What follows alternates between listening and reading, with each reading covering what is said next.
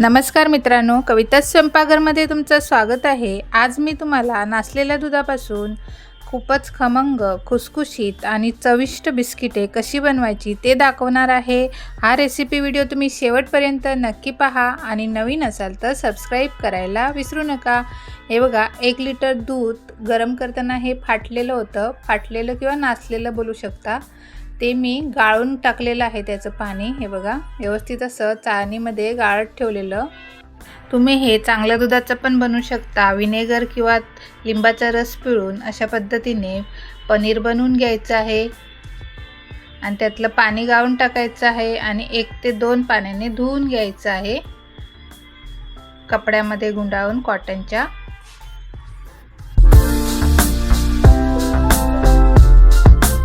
हे पनीर ना आता एका परातीमध्ये काढून घेत आहे आणि तुम्ही जर कविता स्वयंपाकघरला नवीन असाल तर सबस्क्राईब करायला विसरू नका। परातीमध्ये काढल्यावर व्यवस्थित असं हे हाताने मळून घ्यायचं आहे। व्यवस्थित असं हे सॉफ्ट झालं पाहिजे, नरम एकदम। या पद्धतीने असं मळून घ्यायचं आहे किंवा तुम्ही मिक्सरला पण फिरवून घेऊ शकता। मी हातानेच या पद्धतीने असं सॉफ्ट करून घेतलेलं आहे मळून। घरात दूध नासलं की आपण ते फेकून देतो, पण आता त्यात नासलेल्या दुधापासून अगदी स्वादिष्ट अशी बिस्किटं बनवता येतात। ही बिस्किटं बाहेरून छान खुसखुशीत, आतून मऊ आणि चहा सोबत पण खाऊ शकता किंवा अशीच पण खाऊ शकता। लहानांपासून मोठ्यांपर्यंत सगळ्यांनाच आवडतील।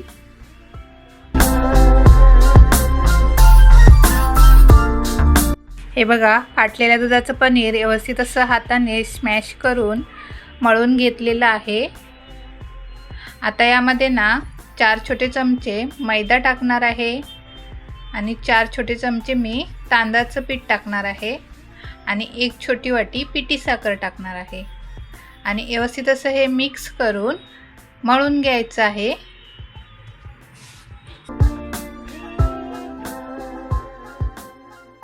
मळून झाल्यावरती यामध्ये आता मी पाव चमचा बेकिंग सोडा टाकते आणि 1 चमचा बेकिंग पावडर टाकत आहे आणि पुन्हा त्यामध्ये व्यवस्थित असं मिक्स करून घ्यायचं आहे।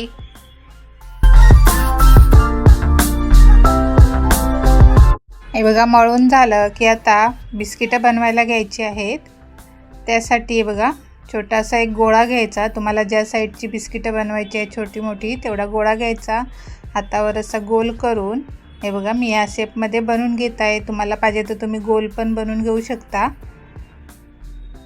तुम्हाला जसे आवडतात त्या पद्धतीने। हे बघा, आणि वरून मी त्याच्या काट्या चमचने थोडी डिझाईन करून घेत आहे। तुम्हाला आवडत असेल तर तुम्ही करा, नाही केलात तरी चालेल। आणि वरून थोडे ना मी याच्या काळे तीळ घेतलेले आहेत, ते लावत आहे। दिसायला पण छान दिसतात, सुंदर। हे बघा, थोडंसं असं दाबून घ्यायचं त्याला, व्यवस्थित असे त्यामध्ये बसले जातील। हे बघा, याच पद्धतीने मी सर्व बिस्किटं करून घेणार आहे।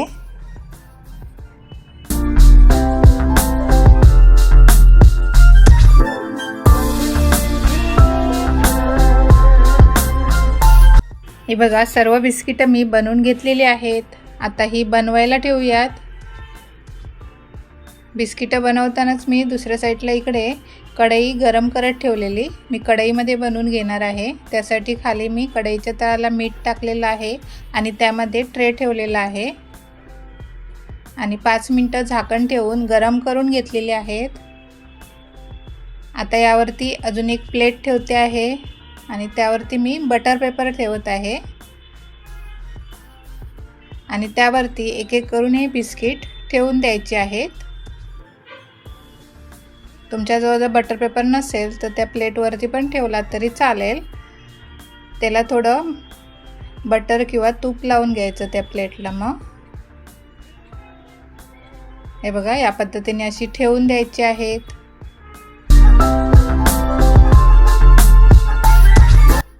कढईवरती आता झाकण ठेवायचं आहे आणि मंद आचेवरती बिस्किटं बनवून घ्यायची आहेत। हे बघा, बिस्किटं आपली बेक झालेली आहेत बनवून। मला बरोबर 55 मिनिटं लागलेली आहेत, थोडा वेळ लागतो मंद आचेवरती। आता झाली आहेत का बघूया, काट्या चमचने आपण चेक करूया। गॅस बंद करूया आपण आणि बिस्किटं थोडी थंड व्हायला देऊयात। हे बघा, फाटलेल्या दुधापासून मस्त अशी खुसखुशीत आपली बिस्किटं बनवून तयार आहेत। आणि माझी रेसिपी कशी वाटली ही कमेंट करून नक्की सांगा। आणि कविता स्वयंपाकघरला नवीन असाल तर सबस्क्राईब करा आणि त्याचबरोबर लाईक शेअर करायला विसरू नका। व्हिडिओ पाहिल्याबद्दल धन्यवाद। Bye bye.